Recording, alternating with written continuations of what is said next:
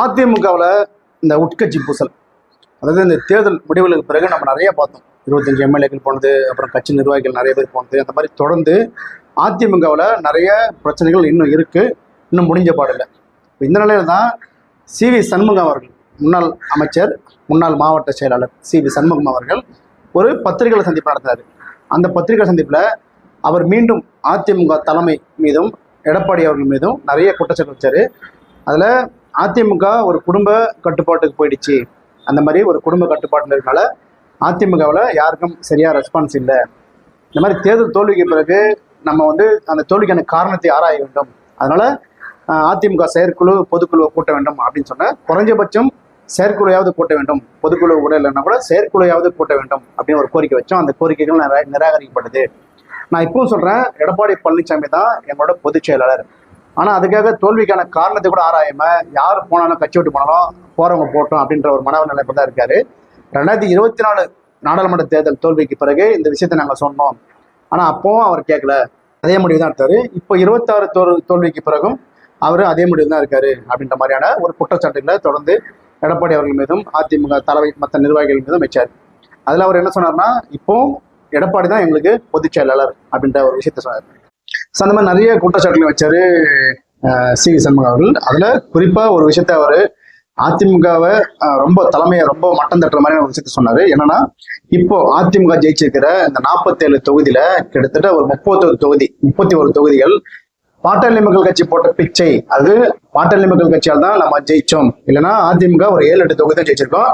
ஏன் எடப்பாடி தொகுதியிலேயே அவர் ஜெயிக்கிறதே கஷ்டமா இருந்திருக்கும். அந்த மாதிரி பாட்டாளி மக்கள் கட்சியில்னா நம்ம ஜெயிச்சிருக்க முடியாது, இது பாட்டாளி மக்கள் கட்சி போட்ட பிச்சை அப்படின்ற மாதிரியான ஒரு வார்த்தையை மென்ஷன் பண்ணாரு. ஸோ இதுதான் அதிமுக தலைமையை ரொம்ப கோவப்படுத்துற ஒரு விஷயம் ஆயிடுச்சு.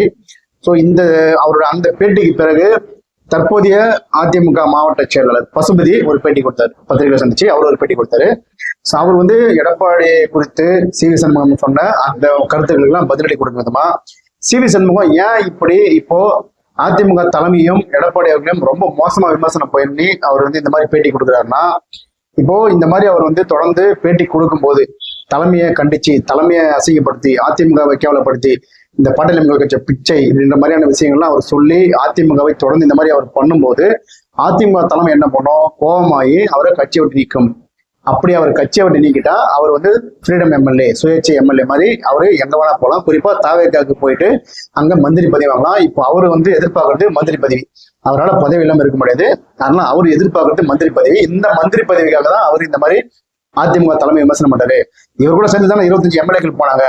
அப்படி போனவங்கள 24 பேர் மீண்டும் வந்துட்டாங்க, கரெக்டா இருக்காங்க, கட்சியில அவங்க வேலையை செய்யறாங்க, எந்த விதமான பிரச்சனையும் இல்லை. ஆனா இவர் மட்டும் தொடர்ந்து இந்த மாதிரி தலைமை விமர்சிக்கிறதும் தலைமையை கேவலப்படுத்துறதும் இந்த மாதிரி ஒரு விஷயங்களை சொல்றது, இது இதனால்தான் அவர் இப்போதைக்கு அவருக்கு அமைச்சர் பதவி தேவை, அந்த பதவிக்காக தான் இப்ப அவரு இந்த மாதிரியான விஷயங்களை தொடர்ந்து செய்யறாரு அப்படின்ற மாதிரி பசுபதி அவர்கள் ஒரு பேட்டி கொடுத்தாரு.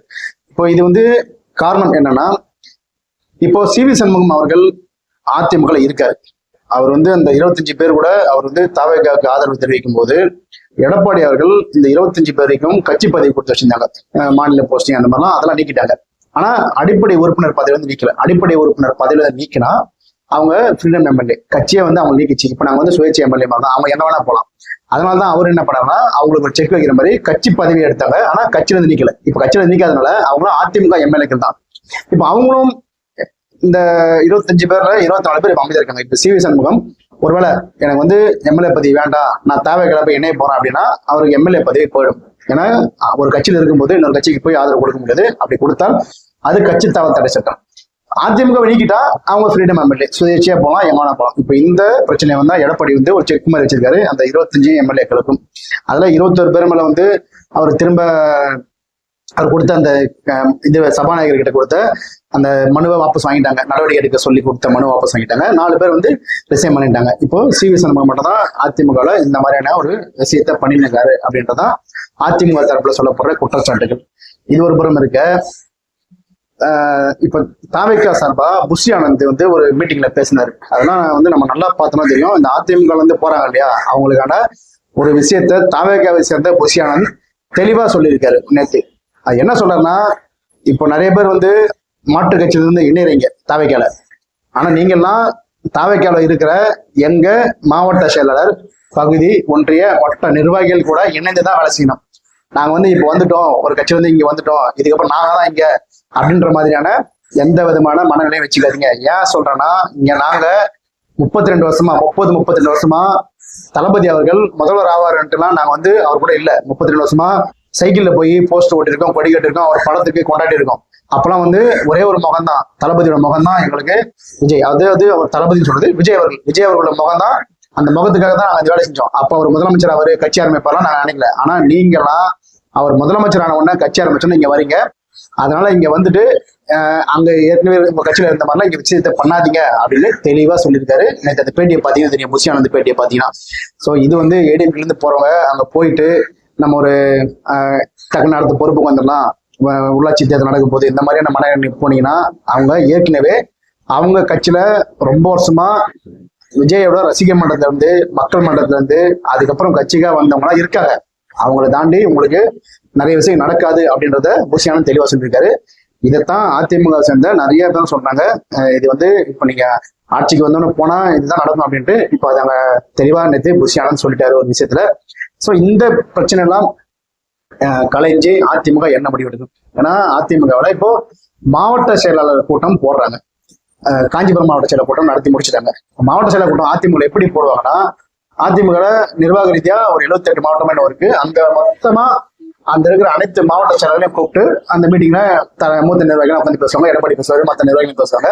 அப்புறம் மாவட்ட செயலர்கிட்ட ரேண்டமா ஒரு சில பேர்கிட்ட கருத்துக்கள் கேட்பாங்க. இப்படிதான் நடக்கும்.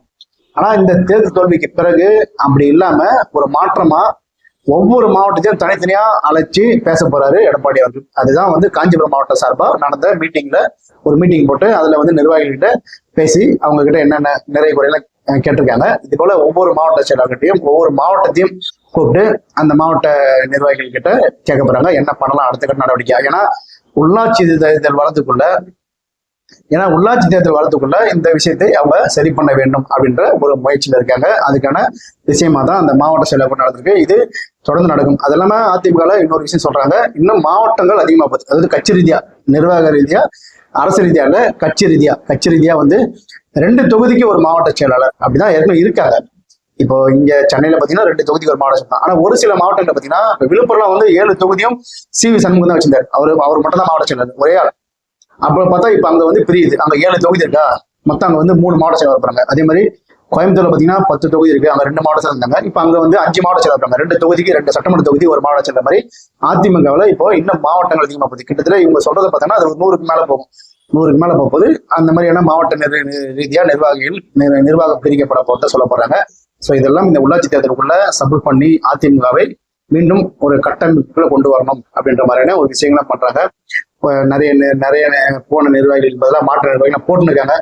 எதுவாக இருந்தாலும் இப்போ அதிமுக மீண்டும் தன்னை கட்டி அமைக்க வேண்டிய ஒரு சூழல் இருக்கு. அது அந்த கட்டமைப்புல யாரெல்லாம் இருக்க போறாங்க, யாரெல்லாம் போக போறாங்கன்றது கூடிய விரைவில் தெரிய வரும்.